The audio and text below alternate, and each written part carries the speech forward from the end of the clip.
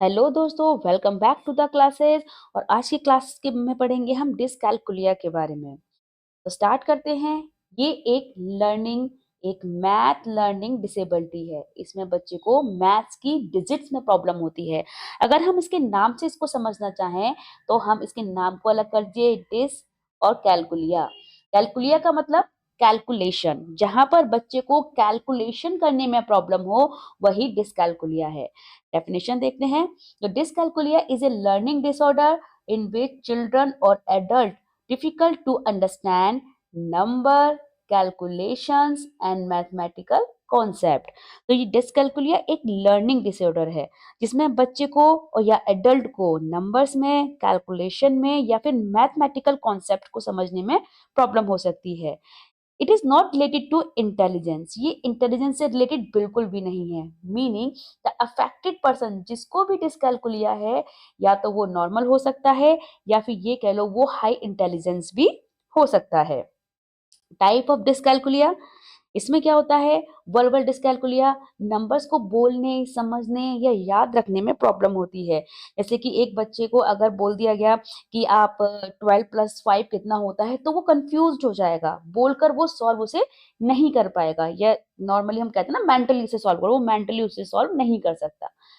Practical dyscalculia में क्या करेंगे कि बच्चा जो डेली लाइफ की कैलकुलेशन है, जैसे कि बच्चा सामान बाहर गया और उसके बाद उससे ये कहा कि भाई थोड़ा सामान लाओ, तो वो जो छोटे छोटे बिल्स हैं उसको जोड़ने में, या फिर हम ये कह सकते हैं कि अगर उसको सामान लिया, उसको कहा ये भाई रिटर्न कर दो, तो उसे समझ नहीं आएगा कि कितने पैसे वापस लेने हैं।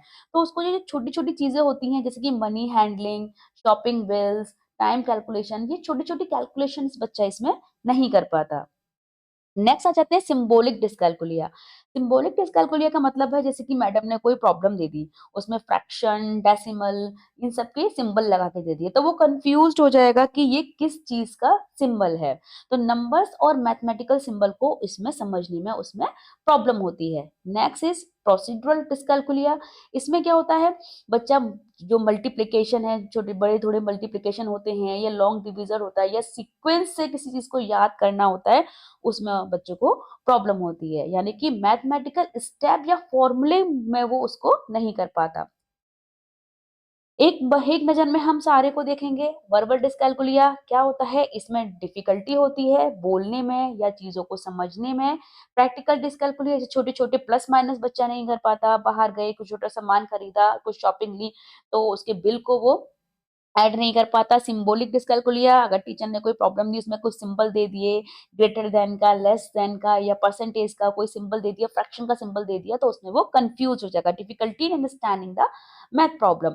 और प्रोसीड्यूरल डिस्कैल्कुलिया, कि बच्चे को प्रोसीजर जो दे दिया, जैसे कि एलसीएम दे दिया, एचसीएफ दे दिया, लॉन्ग डिवीजन मेथड से डिवीजन करो, या मल्टीप्लिकेशन दे दिया, तो फॉलोइंग मैथ स्टेप फॉर्मूला, तो वो जो मैथ स्टेप के फॉर्मूले होते हैं उसको फॉलो करने में उसको दिक्कत होगी। तो बहुत टफ नहीं है, बहुत इजी सा है। समझ में आ गया होगा। आगे चलते हैं। Causes of dyscalculia. तो कॉजेज क्या होते हैं? सबसे पहले है जेनेटिक कॉजेज। जेनेटिक कॉजेज का मतलब है डिस्कैल्कुलिया जीन्स के थ्रू पेरेंट्स या बच्चे तक पहुंच सकते हैं। यानी कि अगर पेरेंट्स के पास अगर डिस्कैल्कुलिया के जीन्स हैं, तो हो सकता है वो बच्चे के पास भी पहुंच जाए। फॉर एग्जाम्पल, अगर मदर या फादर को बचपन से मैथ समझने में दिक्कत हो सकती है, तो हो सकता है कि बच्चे में भी उससे रिलेटेड कुछ प्रॉब्लम हो। फैमिली हिस्ट्री या लर्निंग डिफिकल्टी, इसमें क्या होता है? लाइक अगर फैमिली में किसी को भी पहले से इस तरह की कोई लर्निंग प्रॉब्लम रही हो, तो बच्चे को भी वो नॉर्मली वो प्रॉब्लम आ जाती है। जैसे डिसलेक्सिया है, डिस्कैल्कुलिया है, स्लो लर्निंग है। तो अगर किसी भी पेरेंट्स फैमिली हिस्ट्री में इस तरह की प्रॉब्लम रही हो, तो बच्चे में वो आ जाती है। जैसे कि भाई को मैथ्स में अगर दिक्कत हो, बहन को भी मैथ्स में दिक्कत हो, तो हो सकता है आगे आने वाली जनरेशन में भी वो दिक्कत हो सकती है। Next is brain development difference. इसमें क्या होता है कि कुछ बच्चों के ब्रेन का डेवलपमेंट नॉर्मल से थोड़ा सा अलग होता है, जिसकी वजह से जो नंबर्स प्रोसेस करना है वो उनमें मुश्किल हो जाता है, वो नॉर्मली प्लस माइनस को नहीं कर पाता। जैसे कि दो बच्चे सेम क्लास में पढ़ रहे हैं, एक बच्चे को अगर दिया 12+5 तो उसने तुरंत सॉल्व कर लिया, लेकिन दूसरे बच्चे को 12+5 दिया तो वो नहीं कर पाया। और इसका रीजन क्या होगा? कि ब्रेन के जो नंबर हैं, ब्रेन में जो नंबर है वो प्रॉपर उसको समझ ही नहीं पाया कि मुझे करना क्या है।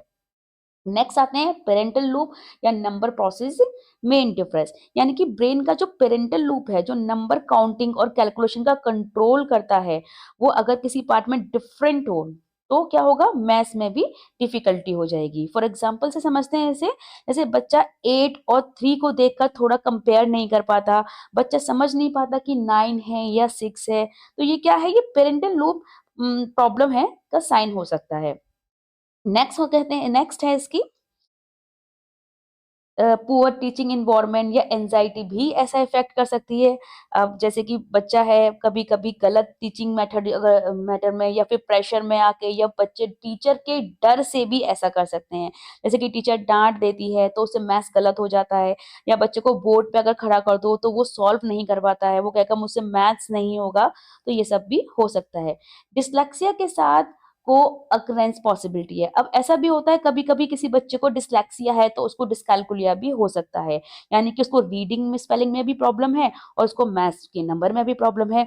यानी कि बच्चा वर्ड गलत भी पढ़ रहा है और नंबर भी उल्टा-सीधा लिख रहा है। तो ये भी पॉसिबिलिटी है कि बच्चे को डिस्लेक्सिया और डिस्कैल्कुलिया दोनों ही हो। अब साइन और सिंबल्स क्या होंगे इसके? इसमें इसका सिंबल्स ये होगा पहला, कि नंबर या मैथ्स के कॉन्सेप्ट में उसको स्ट्रगल होगा, वो नंबर्स नहीं समझ पाएगा, मैथ्स के छोटे-छोटे कॉन्सेप्ट में उसको प्रॉब्लम होगी। सिंपल एडिशन और सब्सट्रैक्शन उसे याद नहीं रहेंगे कि कैसे सब्सट्रैक्शन करना है, कैसे मल्टीप्लिकेशन करना है, तो ये भी उसको नहीं याद रहेगा। मैथ एंग्जायटी, एग्ज़ाम या कैलकुलेशन से पैनिक, उसे मैथ एंग्जायटी हो जाएगी, मैथ का एग्ज़ाम जब भी होगा तो उसे पैनिक हो जाएगा, उसे प्रॉब्लम हो जाएगी कि मैथ का एग्ज़ाम है, वो बहुत डर जाएगा।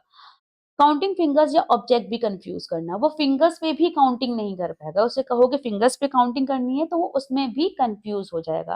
टाइम, डेट, कैलेंडर, मनी की कंफ्यूजन ये उसमें रहेगी।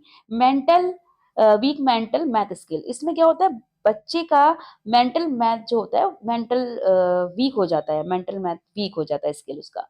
Point two remember, dyscalculia intelligence का इश्यू नहीं है। हो सकता है जिसको डिस्कैल्कुलिया हो वो बहुत इंटेलिजेंट हो, वो नॉर्मल इंटेलिजेंट भी हो सकता है। तो उससे इंटेलिजेंस का कोई भी कनेक्शन नहीं है। अर्ली इंटरवेंशन से बहुत इम्प्रूवमेंट पॉसिबल है। अर्ली इंटरवेंशन अगर करते हैं तो बच्चे में इम्प्रूवमेंट हो सकता है। कॉन्फिडेंस बिल्डिंग और एंग्जायटी रिडक्शन ज़रूरी है। बच्चे में कॉन्फिडेंस लाइए, उसकी एंग्जायटी कम कीजिए, तो हो सकता है कि उसमें इस चीज़ का डर निकल जाए और चीज़ों को वो थोड़ा-थोड़ा, स्लोली-स्लोली उसमें इम्प्रूवमेंट आ जाए। इंडिविजुअलाइज्ड लर्निंग प्लानिंग इफेक्टिव होता है। इंडिविजुअल लर्निंग प्लान, बच्चे को अकेले बैठाइए, उसको समझाइए, उसको उसको वो जो वर्ड है दिखाइए, तो इससे भी काफ़ी इफ़ेक्ट होता है। तो ये थी आपकी डिस्कैल्कुलिया, जो मुझे आई होप आपको समझ में आ गई होगी कि ये क्या है। ये एक मैथ्स की लर्निंग डिसेबिलिटी है। इसमें बच्चा मैथ्स की डिजिट्स को या मैथ्स की प्रॉब्लम को समझ नहीं पाता। बस इतना ही आपके एग्ज़ाम में आता है, इससे ज़्यादा नहीं आता। आपके एग्ज़ाम के लिए ये सफिशिएंट है। तो आई होप आपको ये वीडियो क्लियरली समझ में आ गई होगी, और अगर समझ में आ गई तो लाइक, सब्सक्राइब करना ना भूलिएगा। Thank you.